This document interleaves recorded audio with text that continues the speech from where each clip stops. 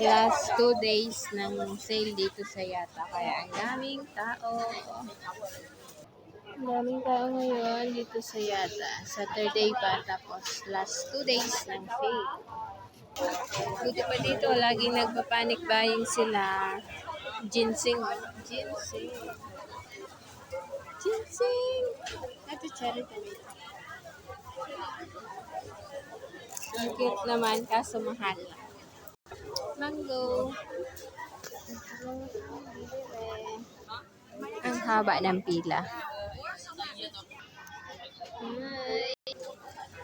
Mabuti pa dito, lagi silang aligaga kapag may mga sale. Daming nag-grocery kasi weekend. Tapos, last 2 days ng sale. Seaweed. Mahal pala ng seaweed.